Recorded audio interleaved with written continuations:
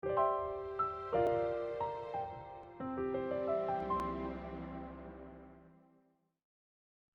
오늘 주시는 하나님의 말씀, 후회 없는 선택을 하려면 어떻게 할까요? 라는 제목으로 오늘 말씀을 드리려고 하는데요. 신약성경, 여러분 가지고 계신 신약성경, 데살로니가 전서 5장 21절에서 22절까지 말씀, 오늘 함께 나누도록 하겠습니다. 자, 우리 오늘 그 선택에 대한 얘기를 하려고 합니다. 최근에는 저희가 이제 그 재림 신앙으로 살아갈 때 무엇에 힘써야 하는지에 대해서 나누고 있습니다. 지난 시간에는 예언을 멸시하지 말고 또 성령을 소멸하지 말아야 한다고 말씀드렸습니다. 자, 이제 이어서 바울 사도는 그 선택에 대한 이야기를 하고 있는데요. 사실 그렇지 않습니까? 우리는 언제나 그 뭔가를 선택하며 살아갑니다. 그래서일까요? 여러분, 인생은 선택의 연속이다라는 그런 말이 있습니다. 혹시 이런 얘기도 들어보셨습니까? 인생은 알파벳으로 B에서 D까지이고 B, D 사이에는 항상 C가 있다. 이런 얘기 들어보셨습니까? 이 말이 한때 유행했었는데 여기서 각각 알파벳 대문자는 B는 birth, 탄생을 이야기하고요.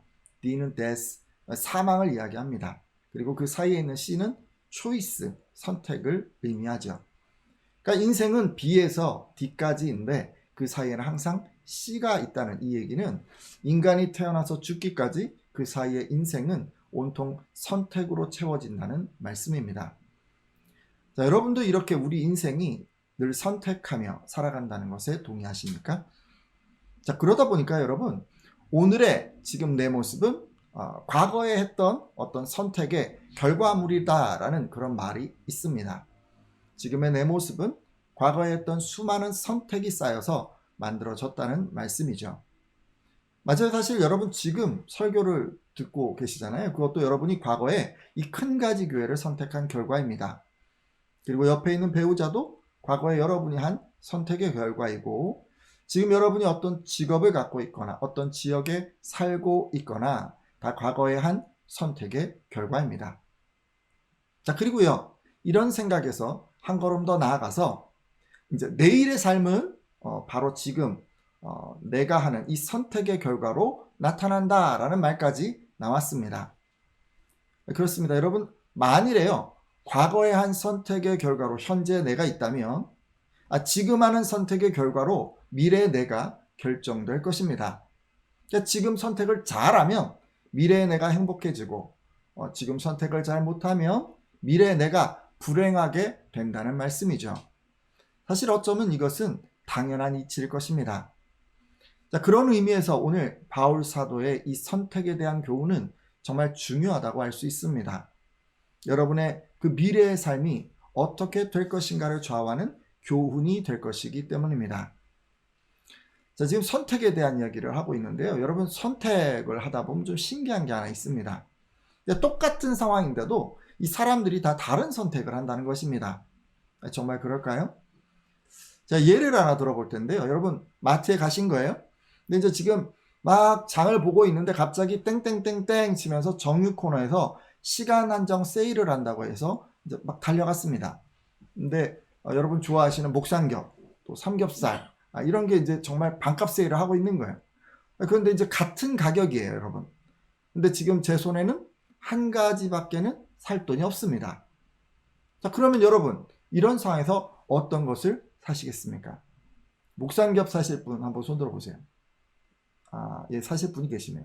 그럼 삼겹살 사실 분 한번 손 들어보세요. 여기도 계시겠죠? 아마 모르기는 해도 이 각 성도님들의 의견이 이게 분분하리라고 생각합니다. 어떤 분은 목삼겹을 사야지 라고 하시고, 또 어떤 분은 무슨 소리, 삼겹살이 최고야 라고 하실 것 같습니다. 이렇게 같은 상황에서도 사람들은 다른 선택을 합니다. 지금처럼 같은 상황에서도 사람들은 다른 선택을 할 수 있습니다. 여러분, 왜 그런 일이 생길까요? 모르긴 해도 사람마다 다른 기준을 가지고 있기 때문에 이런 일이 생기는 것은 아닐까요?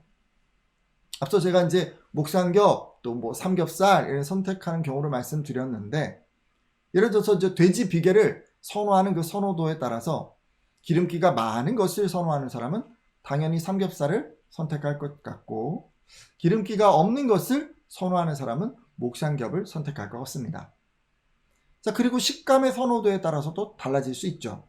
입에 착 감기는 이 쫀득한 식감을 좋아하는 분들은 삼겹살을 택하실 것 같고, 좀 퍼석해도 고기에 씹는 맛을 원하는 분들은 목삼겹을 선택할 것 같습니다. 자, 이런 것 말고도요, 최근 내가 건강 진단을 받았는데 이 콜레스테롤 수치가 너무 높게 나왔어요. 그렇느냐 아니냐에 따라서 이 선택이 달라질 수도 있고, 가격은 같지만 이게 어느 것이 할인율이 높은가에 따라서 달라질 수도 있을 것 같습니다. 아니면 뭐 최근에 이 고기를 어떤 고기를 먹었느냐에 따라서 선택이 달라지기도 하겠죠. 이렇듯 우리는 각기 다른 기준을 갖고 있기 때문에 다른 선택을 합니다. 자, 그렇다면 우리는 어떤 기준을 가지고 있을까요? 앞서 고기를 선택하는 예에서는 선호도나 또는 뭐 건강이나 할인율 같은 것을 소개했었는데, 여러분 사실 고기 잘못 선택한다고 해서 우리네 인생이 좌지우지 되지는 않습니다. 이 자매분들 같은 경우는 그런 것 같아요. 구두나 옷을 살 때 무엇을 선택할까 고민하시고, 또 뭐 액세서리 같은 거 살 때는 로즈골드색을 고를까 아니면 실버를 고를까 이런 거 이제 고민하시고, 또 운동화를 살 때는 뭐 깔끔한 흰색을 살지 예뻐 보이는 분홍색을 살지 뭐 이런 것을 고민하셨을 텐데, 이런 것을 잘못 선택한다고 해서 우리는 인생에 큰 문제가 생기지는 않습니다.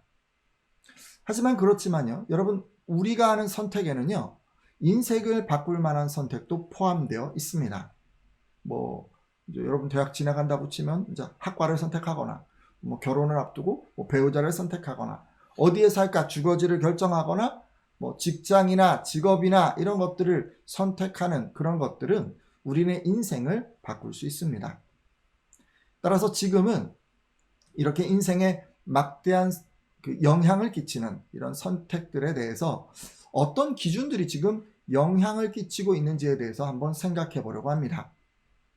일단 여러분 우리가요 선택을 할 때 가장 흔하게 고려하는 것은 경제성인 것 같습니다. 어떤 것이 노력이나 재화가 덜 들어가냐, 아니면 같은 재화를 사용했을 때 큰 수익을 남기느냐, 뭐 이런 것이죠. 우리는 직장을 선택할 때나 물건이나 서비스를 구입할 때 이런 기준으로 선택합니다. 자, 여러분 그 제주도에 가보신 적 있으시죠? 만약 여러분이 그 제주 여행을 가시는데 경제성을 고려하신다면 뭐 가장 가격이 저렴한 비행기표를 끊으실 것 같고, 또 여러분 숙박비를 좀 아끼려고 하신다면 가격 비교를 통해서 좀 가격이 저렴한 그런 숙박지를 선택할 것 같습니다. 자, 근데 여러분 이것만 있는 건 아니에요, 그렇죠? 두 번째, 이제 우리가 선택할 때 이제 안전성을 고려하기도 합니다. 자, 여러분이 안전 또는 안정한 거 이런 거를 이제 고려한다면 제주 여행을 하면서 저가 항공보다는 좀 큰 비행기로 운영하는 그런 항공사를 선택하실 것 같고, 또 차를 대여한다면 좀 큰 차, 뭐 4륜9동, SUV 뭐 이런 거 렌트하실 것 같습니다. 자, 그리고 이제 세 번째로 우리가 이제 효율성도 고려하죠. 적은 비용과 또 시간으로 만족을 얻기 위해서 여러분들은 블로거들을 통해서 현지 정보를 얻고 또 치밀하게 계획을 세울 것입니다. 효율성을 중요하게 생각하는 사람이라면 떠나기 직전까지, 아니 어쩌면 거기 도착해서도 더 나은 선택이 무엇이 있을까 계속 따져보겠죠. 자, 네 번째, 감정적 또는 이 감각적 만족을 고려할 수도 있습니다. 미각을 중요하게 생각하는 사람이라면 제주도에 가서 소문난 맛집 기행을 하겠죠. 그리고 좀 분위기, 무드를 좋아하는 사람이라면 분위기 좋은 카페를 가고자 할 것입니다. 다섯 번째, 여러분 다른 사람들의 필요를 고려할 수도 있습니다. 이렇게 다른 사람을 배려하는 기준을 가진 사람이라면 함께하는 가족이나 동행하는 친구들을 고려해서 자기보다는 다른 사람들의 필요에 따라서 선택할 수도 있습니다. 자, 예를 들어 여러분 어린아이와 동행하면 아이들이 관심 있어 할 만한 체험학습을 선택할 것이고, 또 연로한 부모님과 동행한다면 많이 걷지 않고 또 경사가 급하지 않은 이런 장소들을 선택할 것입니다. 자, 제가 여러분 그 이해를 돕기 위해서 제주도 같은 곳에 이제 여행 가는 것을 가지고 여러 가지로 좀 생각을 해봤는데요. 실제 우리가 하는 선택에는 뭐 이런 것 말고도 많은 기준들이 얽히고 또 설켜서 이 선택의 기준이 되는 것 같습니다. 자, 여러분, 그러면 여러분, 우리가 이렇게 선택을 하고 있는데, 자, 그러면 이렇게 선택하면 나중에 후회하지 않을까요? 여러분이 가진 그 기준들로 계속 선택하며 살아가면 미래의 여러분의 모습은 부끄러움 없는 모습이 되고 또 후회 없는 결과를 얻게 될까요? 여러분 어떻게 생각하십니까? 만일요, 여러분이 지금의 삶에 만족하신다면 지금 가지고 있는 기준들이 후회를 만들지 않는 기준이라고 생각하셔도 됩니다. 과거에 그 기준으로 선택하며 살아서 지금이 되었을 것이기 때문입니다. 자, 다들 그러신가요? 잘 선택해서 지금 만족하고 계신가요? 하지만 지금 여러분의 모습이 만족스럽지 않거나 과거를 돌아볼 때 후회스럽거나 아쉬운 선택들이 있었다면 여러분 지금 잠깐 멈추고 생각해 보셔야 합니다. 지금 내가 가진 이 기준으로 계속 선택하며 살아갈 때 돌아보아서 후회 없는 삶이 될 것인가? 이걸 생각해 봐야 하는 것이죠. 바울 사도는 어떤 기준으로 선택해야 후회 없는 삶이 될 수 있을까? 이 고민하는 우리에게 성경적 선택 기준을 제시합니다. 데살로니가 5장 21절에서 22절까지 말씀인데 같이 한번 말씀을 읽어보도록 하겠습니다. 자, 시작. 범사에 헤아려 좋은 것을 취하고 악은 어떤 모양이라도 버리라. 아멘. 자, 지금 말씀을 보니 바울 사도는 범사에, 이 범사에는 언제나 모든 일에 이런 뜻입니다. 자, 그런데 좋은 것을 취하고 악한 것을 버리라고 합니다. 여기서 좋은 것이라고 하는 것은 내 기준에서 좋은 것이나 좋아하는 것을 말하는 것이 아닙니다. 그렇다고 다른 사람이 좋아하는 것이 좋은 것이다라고 말하는 것도 아닙니다. 자, 문장 뒷부분을 아까 보니 대꾸를 이루고 있는 이 악한 것, 이 악에 반대되는 개념입니다. 그러니까 좋은 것은 선한 것을 말하는 것이죠. 따라서 바울 사도가 제시하는 선택의 기준은 다른 것이 아닙니다. 바로 선한 것입니다. 바울 사도가 제시하는 성경적 선택 기준은 뭐라고요? 선이요, 선한 것. 자, 그러면 우리는 어떻게 선한 것, 악한 것을 우리가 구별할 수 있을까요? 일단 우리는요, 하나님의 말씀에 비춰서 이 선한 것을 구별합니다. 선한 것을 선택하는 기준이 바로 하나님의 말씀이라는 것입니다. 과거 하나님께서는 무엇이 선한 것인지 도무지 알지 못하던 이 이스라엘 백성들에게 십계명과 율법을 주셨습니다. 이것은 하나님이 정하신 선함의 기준입니다. 따라서 우리는 이 기준에 맞으면 선한 것이고 이 기준에서 벗어나면 악한 것이라고 생각할 수 있습니다. 자, 여기까지 여러분 다 동의하시리라 생각합니다. 자, 그런데 이렇게 말씀으로 선한 것을 판단할 때 이 모든 성도들이 다 같은 방식으로 선택하는 것 같지는 않습니다. 우리가 말씀으로 선한 것을 구별하는 데는 신앙의 성숙도에 따라서 3단계가 있는 것 같습니다. 그래서 이제 남은 시간에는요, 성도가 이제 선한 것을 선택하는 이 3단계를 좀 살펴보려고 합니다. 일단 여러분, 첫 번째 단계는 문자 적용의 단계입니다. 자, 특별히 하나님이 주신 그 10계명 가운데는 하라 또는 하지 말라라고 한 것들이 있는데, 예를 들면 부모를 공경하라, 살인하지 말라, 간음하지 말라, 도적질하지 말라, 이런 것들을 우리가 들 수가 있습니다. 근데 우리는 이 계명들로부터 주어진 상황에서 무엇을 선택의 기준으로 삼아야 할지 분명하게 알 수 있습니다. 분명하게 알 수가 있는 것들이 있어요. 근데 기본적으로요, 모든 성도들은 여기서부터 시작해야 해요. 하나님이 무엇을 원하시는지, 어떤 것이 선한 것인지 알기 위해서는 율법을 아는 것과 또 알게 된 율법을 지키는 것에서 시작해야 합니다. 저는 모든 그리스도인들에게 이런 신앙 태도가 꼭 필요하다고 생각합니다. 자, 이 단계에 계신 분들 중에 열심히 있는 분들이 계세요. 이런 분들은요, 무엇을 해야 할까? 무엇을 하지 말아야 할까? 이것에 굉장히 민감하게 반응합니다. 정말 칼같이요, 딱 자르는 것처럼 죄를 잘라냅니다. 여러분, 이건 정말 좋은 태도라고 할 수 있습니다. 다만 이런 단계에 계신 성도님들이 성경 말씀에 대한 지식이 부족할 때 이 문제가 될 수 있습니다.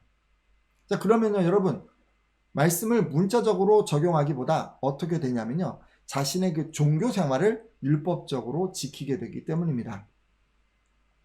혹시 여러분 주변에요, 자신이 생각하는 그 바른 태도를 다른 사람에게 강요하는 그런 분들 만나보신 적이 있으신가요? 그러니까 말씀을 지킨다기보다는요, 올바른 신앙생활을 강요하는 그런 분들 말입니다. 그러니까 만약 이런 분들이, 그러니까 예배 일찍 오는 것을 바른 것이다 라고 생각하시면 어떻게 하시냐면요, 그러니까 공공연하게 늦게 오는 분들을 깎아내리고 뭐 때로는 호통도 치고 뭐 이렇게 하게 됩니다. 그러니까 만약 또 이런 분들이 예배 시간에 이제 빠짐없이 필기하는 것을 바른 것이라고 생각하게 되면 필기 안 하는 사람들을 신앙이 없는 사람들로 치부하게 되죠. 만일 또 이런 분들이 자신이 드리는 그 가정예배가 바른 것이다 라고 생각하게 되면 가정예배 안 드리는 사람들을 정죄하고 또 그 예배를 강요하게 됩니다. 여러분, 이렇게요, 이 성경에 대한 지식이 없이 그냥 율법을 지키는 것에 대해서만 열심을 품게 되면 문제가 될 수 있습니다. 그러니까 말씀을 지켜야 되는데 말씀을 잘 지키는 게 아니라 이 종교 생활을 열심히 하게끔 독려하게 되는 것입니다. 우리 큰가지 교회 성도들은 이런 분 한 분도 안 나왔으면 합니다. 여러분 있잖아요, 말씀을 지키려고 열심을 내는 거 정말 좋은 것입니다. 근데 이게요, 그냥 신앙생활, 종교생활을 가지고 이렇게 하시지 마세요. 그것도 중요하긴 한데 하나님에 대한 지식을 기반으로 해서 이것을 실천해 주십시오. 자, 두 번째 또 살펴볼 단계는 어떤 단계냐면 이제 문자 적용의 단계에서 이제 의미를 적용하는 단계입니다. 앞선 단계가 그냥 뭐 성경에서 뚜렷하게 알 수 있는 것들을 실천하는 그런 단계였다면 지금 소개해 드리는 것은 이 말씀 가운데 담겨 있는 그 의미를 알고 실천하는 단계라고 할 수 있습니다. 예를 들어 살인하지 말라는 것을 문자적으로만 적용하면 문제가 될 수 있습니다. 사실 우리 알고 계신 이단 중에 이렇게 하는 분들이 있죠. 여호와의 증인, 이런 분들은 지금 그 문자적으로 적용하고 계세요. 이들은 말씀에 따라서 살인하지 않기 위해서 국방의 의무를 거절합니다. 하지만 이런 식의 적용은 적절하지 않습니다. 살인하지 말라는 것은 국방의 의무를 하지 말라는 뜻이 아닙니다. 생명을 경홀하게 여기거나 또 개인적인 원한으로 누군가를 죽이지 말라는 그런 뜻입니다. 자, 이렇게 여러분 말씀을 어떻게 적용할까를 잘 아는 것이 이 선택 기준의 두 번째 단계라고 할 수 있습니다. 자, 그런데요, 여러분, 이것을 스스로 깨우치려면 너무 시간이 오래 걸립니다. 그리고 좀 잘못될 가능성도 있죠. 따라서 이 단계, 의미 적용을 잘 하시려면 꼭 신앙 선배, 이 가이드를 받는 것이 좋습니다. 혹시 가이드를 받는 것이 어렵다면 또 설교를 잘 들으시는 것도 좋고 또 성경 공부와 같은 프로그램에 참여하는 것도 좋습니다. 필요하다면 제게 요청하시면 적절한 경건서적을 추천해 드리기도 하겠습니다. 또 물어보셔도 되고요. 자, 이렇게 여러분 어떤 식으로든지 좀 가르침을 받아야 이 의미 적용의 능력이 생겨나는 것입니다. 자, 그리고 여러분 세 번째, 마지막 단계일 수 있는데 이 마지막 단계는 원리를 해석하는 원리 해석 단계입니다. 세 번째 단계를요, 여러분 좀 다른 말로 하자면 이렇게 얘기할 수 있습니다. 스스로 영적인 분별력을 갖는 단계라고 할 수 있습니다. 제가 방금 영적인 분별력이라고 말씀드렸는데 그것은 성도들이 당면한 모든 일들 가운데 어떤 것이 진정 하나님의 뜻인지를 구별할 수 있는 이 분별력을 말합니다. 이런 영적 분별력이 필요한 이유는 성경이 모든 기준들을 다 제시해 주지는 않기 때문입니다.